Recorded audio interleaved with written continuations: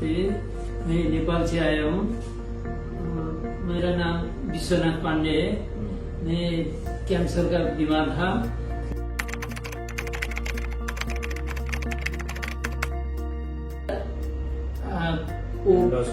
Endoscopy का doctor का, वो पेट का डॉक्टर का। फिर उसके बाद में इंडोस्कोपी किया, फिर बाद में कैंसर देख लिया।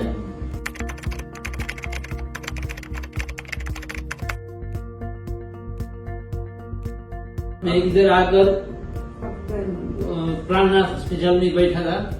फिर प्राणनाथ हॉस्पिटल का हितेश गांधी ने बताया जय चौकसी यूनिवर्सल हॉस्पिटल का अच्छा है, आप एक बार उनका मिलिए।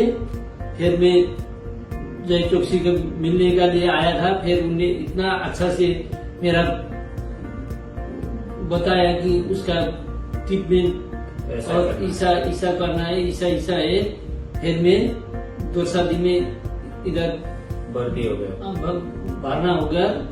भर्ती होकर 2 शादी में ऑपरेशन किया था। वो टाइम में मैं 9 डेज हॉस्पिटल बैठकर अभी फिर हरनिया का लिए ऑपरेशन किया है। कीमोथेरापी 7 कीमोथेरापी जो ये सूरत में डेंकी मैडम से लिया है। फिर 7 में नेपाल में लिया हूँ। वहाँ पूरा कंप्लीट हो गया। हाँ, वो कीमो कंप्लीट हो गया है।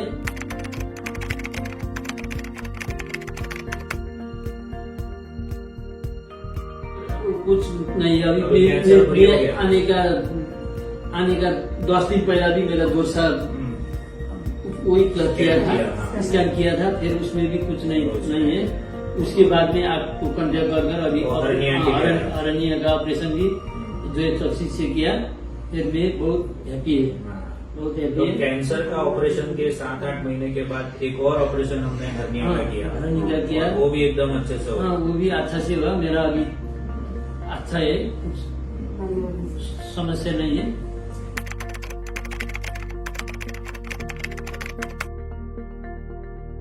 क्या खाना खाते सुबह? मैं तो नॉर्मल सब खाना खाते हो? सब कैंसर की समस्या है उसके पहले जो खाना खाते थे सब खा पाते हो? कोई दिक्कत नहीं? अभी दिक्कत नहीं। मैं बाहर का नहीं खाता हूँ। बाहर का नहीं खाता हूँ। रोटी दाल चावल सब नॉर्मल, घर में सब चीज नॉर्मल खाता है।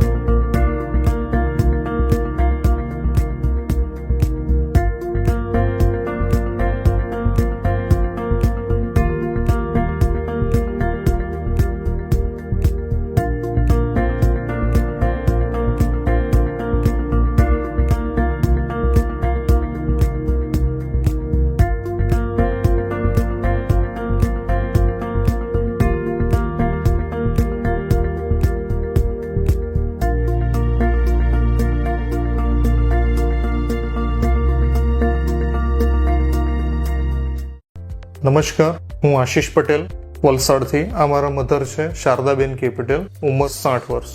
જુલાઈ 2022 હતો ત્યારે મારા મમ્મીને ખોરાક ગળવામાં તકલીફ હતી. ખોરાક ગળાતો નહીં હતો અને જે ખોરાક ખાય એ વોમિટ થઈ જતી હતી. તેમજ લિક્વિડ હતું એ પણ થોડું ઘણું જાય અને પછી વોમિટ થઈ જતી હતી. તો મારા મધરની જે ટ્રીટમેન્ટ ચાલે, અમારા ફિઝિશિયન છે ડોક્ટર કલ્પેશ જોશી સર, એટલે અમે એમને મળ્યા. તો એમના દ્વારા કહેવામાં આવ્યું કે જે દવા ચાલતી હતી એ થોડી ચેન્જીસ કરીએ.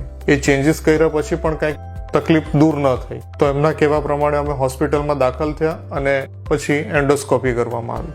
એન્ડોસ્કોપી કરવામાં આવી ત્યાર પછી અન્નનળીમાં એક ગાંઠ જેવું કંઈક જાણવા મળ્યું. એ ગાંઠનું પછી બાયોપ્સી ટેસ્ટ કરવા માટે સૂચન કર્યું. તો એ બાયોપ્સી ટેસ્ટ કરાવી અને ત્યાર પછી 10 દિવસ પછી એમનો રિપોર્ટ આવ્યો. તો એમાં કેન્સર ડિટેક્ટ થયું, જે ઇસોફેગિયલ એટલે કે આપણે એને ગુજરાતી ભાષામાં બોલીએ તો અન્નનળીનું કેન્સર એને કહીએ છીએ, એ હતું.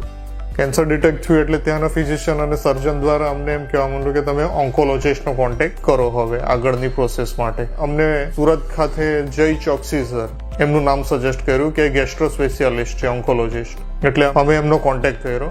એમનો કોન્ટેક્ટ કર્યા પછી અમે તમામ રિપોર્ટ જોયા પછી પેટ સ્કેન કરાવવા કીધું, જેથી અમે પેટ સ્કેનનો રિપોર્ટ કર્યો.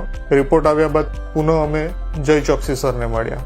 સરના દ્વારા કહેવામાં આવ્યું કે જે ટ્યુમર છે એ જરૂરિયાત કરતાં મોટી છે, એટલે હાલ સર્જરી થઈ શકે એવી નથી. એટલે એમના દ્વારા અમને ફિઝિશિયનને મળવા કીધું, ઓન્કોફિઝિશિયનને મળ્યા. એમણે જોયું એટલે અમારી તાત્કાલિક કિમોથેરાપી અને રેડિયેશનની પ્રોસેસ સ્ટાર્ટ કરવા કીધું. એ ચાલુ થઈ. તમામ રેડિયેશન જે 23 સાયકલ હતી એ અમે કમ્પ્લીટ કરી અને 5 કિમોથેરાપી. એ બંને પ્રોસેસ કમ્પ્લીટ થયા બાદ અમે પુનઃ જય ચોકસી સરને મળ્યા. જય ચોકસી સરને મળ્યા ત્યારબાદ એમણે કીધું કે હા, હવે જે ટ્યુમર છે એ લિમિટમાં છે, એટલે આપણે એમનું સર્જરી કરી શકીએ એવી કન્ડિશન છે. ત્યારબાદ ડિસેમ્બર 2022માં જય ચોકસી સર એમણે અમને સજેસ્ટ કરી કે યુનાઇટેડ ગ્રીન હોસ્પિટલ ખાતે દાખલ થવો, એટલે આપણે ત્યાં એમની સર્જરી કરવાય. 7 ડિસેમ્બર 2022ના રોજ અમે અહીંયા દાખલ થયા અને ત્યાર પછી 8 તારીખના રોજ સર્જરી થઈ. કુલ અંદાજિત સર્જરીનો સમય 4 થી 5 કલાક જેટલો થયો હતો.